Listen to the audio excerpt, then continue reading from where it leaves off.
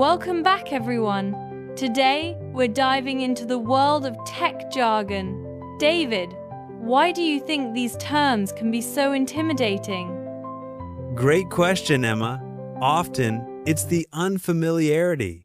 Terms like Wi-Fi or update sound complex, but they're just labels for everyday actions. For instance, Wi-Fi is simply wireless internet access, something we use daily. True, and once we break them down, they seem less daunting. I've noticed many learners feel empowered once they understand terms like password or app. It's like unlocking a new level of confidence, right? Absolutely. I recall a student who was initially scared to even say laptop. After a few lessons, they were comfortably troubleshooting their own devices. It's all about demystifying the tech talk. However, some might argue that constantly evolving tech terms can overwhelm learners. How can they keep up with these changes without feeling lost? That's a valid point, Emma. One way is to stay curious and keep learning. Resources like tech blogs or podcasts can introduce new terms gradually. Plus, tech support forums are a treasure trove of practical language. And looking ahead, do you think this tech lexicon will become more simplified to accommodate non-native speakers? I believe so. As technology becomes more integral globally, there's a push towards making it accessible to everyone, regardless of language barriers. Simplifying terms is a part of that journey. Let's shift gears and talk about handling tech issues. Emma, what's the first step when someone faces a tech problem? Well, David, starting with clear communication is key. Simple phrases like, "My phone isn't charging" or "I can't log in" set the stage for effective problem solving. Indeed. And once the issue is clear, how can users best follow tech support instructions? It's important to listen actively. Instructions like restart your device or update your software are common solutions. Remember, tech support is there to guide, not intimidate. However, what if someone finds the tech support response too technical or fast-paced? That's a common concern. Politely asking them to repeat or clarify can make a huge difference. A simple, "Could you explain that again?" is perfectly acceptable. And moving forward, how can individuals build confidence in these interactions? Practice is vital. Simulating calls with friends or using role-play exercises can boost confidence. Plus, familiarizing oneself with common tech phrases before a call helps immensely. Emma, let's dive into a role-play exercise. You be the customer and I'll be tech support. Ready? Sure thing, David. Okay, my laptop's running unusually slow. What should I do first? First, try restarting it. Often, a simple reboot can resolve many issues. Has it been a while since you last updated the system? Actually, yes. I haven't updated in months. Could that be causing the slowdown? Absolutely. Outdated software can affect performance. I suggest updating your operating system and any major applications. Do you need help with that? That sounds manageable. But what if the problem persists even after updating? Good question. If issues remain, it might be worth checking for malware or excessive background processes. Running a diagnostic tool can pinpoint specific problems. Thanks, David. This exercise really highlights how practical and reassuring clear communication can be during tech support calls. David, let's explore the emotional side of tech support.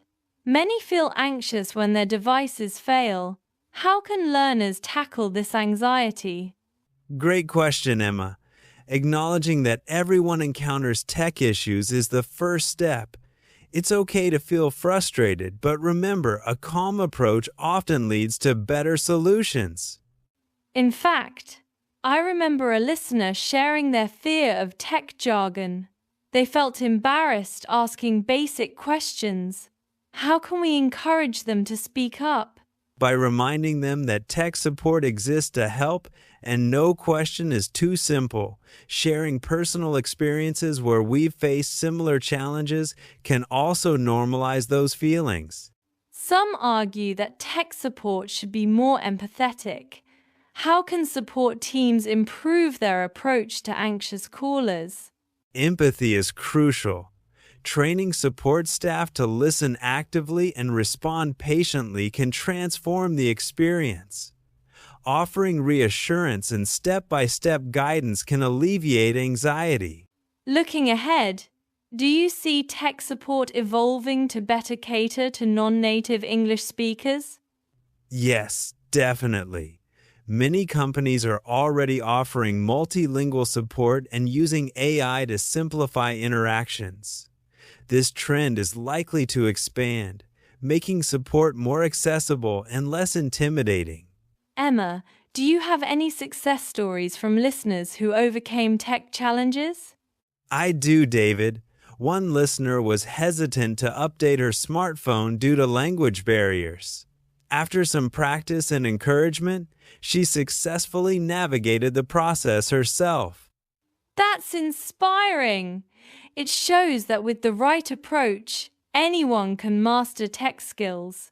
How did she initially approach the problem? She began by researching simple online tutorials and using translation tools for clarity. Little by little, she gained the confidence to tackle updates without outside help. However, some might argue that self-learning can be time-consuming. How can learners streamline this process? By setting clear goals and using structured resources like language apps or courses, breaking tasks into manageable steps can prevent overwhelm and keep motivation high. And do you see a growing trend in self-reliance among tech learners in the future? Absolutely. As technology becomes more user-friendly and resources more accessible, there's a definite shift towards self-education. It's empowering users to solve issues independently. As we wrap up, Emma, let's look to the future. How do you see tech language evolving for English learners? Great question, David. I foresee a more inclusive and simplified approach, with tech companies actively minimizing jargon to cater to a global audience. And with AI's growing role, do you think it will assist in tech language acquisition? Definitely. AI-powered tools can provide real-time translations and practice scenarios, making tech language learning more interactive and accessible. While exciting, some fear AI might replace human interaction. Do you think that's a valid concern? It's understandable, but AI is more of a complement than a replacement. Human empathy and nuanced understanding remain irreplaceable in support scenarios. And finally, what advice would you give learners eager to embrace these tech advancements? Stay curious and open to change. Embrace new tools as they arise, but continue honing communication skills. Balance technology with human interaction for the best learning experience. All right, that's all for this episode. Thanks for listening, and we'll catch you next time. Bye-bye.